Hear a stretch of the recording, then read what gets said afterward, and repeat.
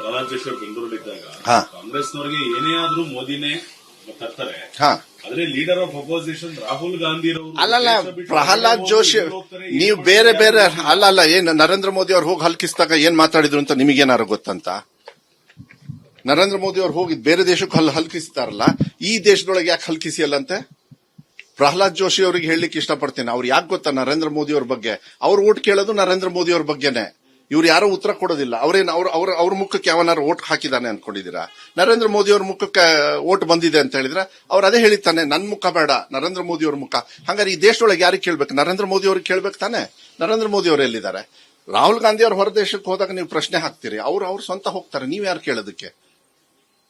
ನರೇಂದ್ರ ಮೋದಿ ಅವ್ರ ಹೊರಗಡೆ ಹೋದಾಗ ನಮ್ಮ ದೇಶದ ಒಬ್ಬ ಪ್ರಧಾನಮಂತ್ರಿ ಹೋಗೋದು, ಅದೇ ಪ್ರಧಾನಮಂತ್ರಿ ವಾಪಸ್ ಬಂದಾಗ ಯಾರು ಅವರಿಗೆ ಮತ ಹಾಕಿ ಗೆಲ್ಸಿರ್ತಾರೆ ಅವ್ರ ಎದುರುಗಳೇ ಮಾನವೀಯತೆಯನ್ನ ತೋರಿಸ್ರಿ. ನೀವು ಹಲ್ಕಿಸಿಯೋದು ಬೇಡ. ನನಗೂ ಕೂಡ ಒಬ್ಬ ಈ ದೇಶದ ಪ್ರಜೆಯಾಗಿ ಹಲ್ಕಿಸಿಯೋ ಪದ ಇದೆಯಲ್ಲ, ನನಗೂ ಸಂತೋಷ ತರಲ್ಲ. ಅನಿವಾರ್ಯವಾಗಿ ಅವ್ರ ಎದುರುಗಡೆ ಇದೇ ರೀತಿ ಮಾತಾಡಬೇಕಾಗುತ್ತೆ. ಯಾಕೆಂದ್ರೆ ಆ ಸಂದರ್ಭ ತಂದಿಟ್ಟಿದ್ದಾರೆ. ಇದಕ್ಕೆ ಕಾರಣಕರ್ತರು ನರೇಂದ್ರ ಮೋದಿ ಅವರೇ. ವಿಶ್ವಾಸ ಭಾವನಾತ್ಮಕದ ಮೇಲೆ ವಿಶ್ವಾಸದಿಂದ ಮತ ಹಾಕೊಂಡಿರೋದಕ್ಕೆ ದ್ರೋಹ ಮಾಡಿರೋರು ಯಾರು ಅಂದ್ರೆ Narendra Modi and gang. Sir, ಈ ಎಲ್ಲ ಪ್ರತಿಭಟನೆ, ಈ ಎಲ್ಲ ಹೋರಾಟದ ಸಂದರ್ಭದಲ್ಲಿ ಬಿಜೆಪಿ ಕೇಂದ್ರ ಸರ್ಕಾರ ರೆಸ್ಪಾಂಡ್ ಮಾಡ್ತಿರೋ ರೀತಿಯನ್ನ ನೋಡಿದ್ರೆ ಏನ್ ಅನ್ಸುತ್ತೆ ಸರ್? ಇಲ್ಲ, ಇದೇನಂದ್ರೆ ಈಗ ಬಿಜೆಪಿ ಅನ್ನೋದು ಭಾರತೀಯ ಜನತಾ ಪಾರ್ಟಿ ಅಂತ ಸೃಷ್ಟಿ ಆದ್ರೂ ಕೂಡ ಅವರ ಭಾವನಾತ್ಮಕ, ಅವರ ವರ್ಚಸ್ಸು ಎಲ್ಲ ನೋಡಿದ್ರೆ 1947 ಮುಂಚೆ ಬ್ರಿಟಿಷರ್ಸ್ ಹಿಂಗೆ ಮಾಡೋರು.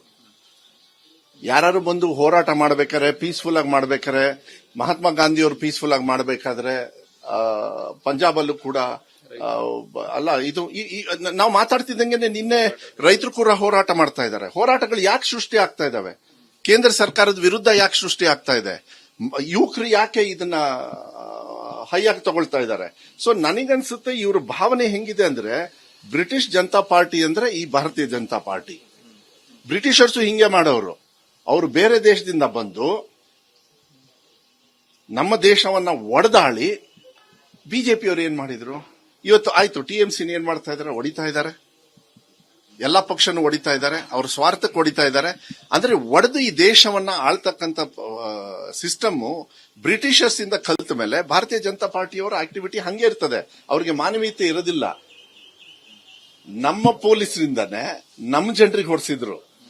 ಅವಾಗ್ಲೂ ಕೂಡ ಫೈರಿಂಗ್ ಮಾಡ್ಬೇಕಾದ್ರೆ ನಮ್ಮ ದೇಶದವರೇ ನಮ್ಮವ್ರ ಮೇಲೆನೆ ಫೈರಿಂಗ್ ಮಾಡಿದ್. ಎಲ್ಲರೂ ಬಂದು ಬ್ರಿಟಿಷರ್ಸ್ ಮಾಡ್ಲಿಲ್ಲ. ಅವಾಗ ಅದೇ ಸಿಸ್ಟಮ್ನ ಬ್ರಿಟಿಷರ್ಸ್ ನೀವು ಇವಾಗ ಹೋಲಿಕೆ ಮಾಡಿದ್ರೆ ಇದಕ್ಕೆ ಬದಲಾವಣೆನೇ ಇಲ್ಲ. ಇದನ್ನ ಇಲ್ಲೇ ನಿಲ್ಲಿಸಲಿಲ್ಲ ಅಂದ್ರೆ ಇವರು ಲಾಠಿ ತಗೊಳ್ಳಲ್ಲಿ ಬಂದೂಕು ತಗೊಳ್ಳೋರೆ. ಇವರು ಬಂದೂಕು ಕೊಡಿಸ್ತಾರೆ, ಇವರು ಯಾರಿಗ್ ಬೇಕಾದ್ರೆ ಹೊಡಿಸ್ತಾರೆ. ಅದನ್ನ ನಿಲ್ಬೇಕಾಗತ್ತೆ.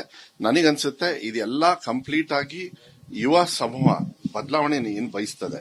ಯಾಕೆಂದ್ರೆ ಈ ದೇಶ ಅವ್ರಿಗೆ ಸೇರ್ಬೇಕಾಗಿರೋದು.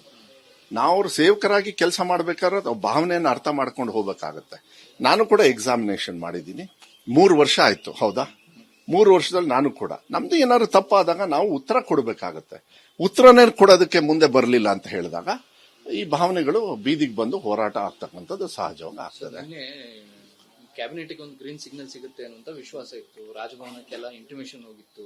ಹೌದು, ಆ ನಿಟ್ಟಿನ ಮೇಲೆ ಮಾನ್ಯ ಡಿ ಕೆ ಶಿವಕುಮಾರ್ ಸಾಹೇಬ್ರು, ಮಾನ್ಯ ಮುಖ್ಯಮಂತ್ರಿಗಳು, ಮತ್ತೆ ನಮ್ಮ ನಾಯಕರಾಗಿರ್ತಕ್ಕಂಥ ಸಿದ್ದರಾಮಯ್ಯ ಸಾಹೇಬ್ರು, ಹರಿಪ್ರಸಾದ್ ಸಾಹೇಬ್ರು ಮತ್ತೆ ಎಲ್ಲರೂ ಕೂಡ ಅಲ್ಲಿಗೆ ಕರ್ಸ್ಕೊಂಡಿದ್ರು. ಫೈನಲ್ ಮಾಡಿ ಇವತ್ತು ಓತ್ ತಗೊಳ್ಬೇಕು ಅಂತ ಅದನ್ನ ನಿನ್ನೆ ಡಿ ಕೆ ಶಿವಕುಮಾರ್ ಸಾಹೇಬ್ರು ಹೇಳಿದ್ಮೇಲೆ ಈ ಮಾಹಿತಿಯನ್ನು ಹೇಳ್ತಾ ಇದ್ದೀನಿ. ನಮ್ಮ ಪಕ್ಷದೊಳಗೆ ಹೈಕಮಾಂಡ್ ಅವರ ಒಂದು ಫೈನಲ್ ನಿರ್ಧಾರ ಬೇಕಾಗ್ತದೆ. ಒಂದು ಕನ್ಕ್ಲೂಸಿವ್ ಆಗಿ ಸಮಾನತೆಯನ್ನ ತರಬೇಕಂದ್ರೆ ಅದು ಪ್ರಾಕ್ಟೀಸ್ ಯಾವಾಗ್ಲೂ ಕೂಡ, ಅದು ಯಾವುದೇ ರಾಷ್ಟ್ರೀಯ ಪಕ್ಷದಲ್ಲಿ, ಆಮೇಲೆ ನಮ್ಮ ಪಕ್ಷದಲ್ಲಂತೂ ಇದೆ.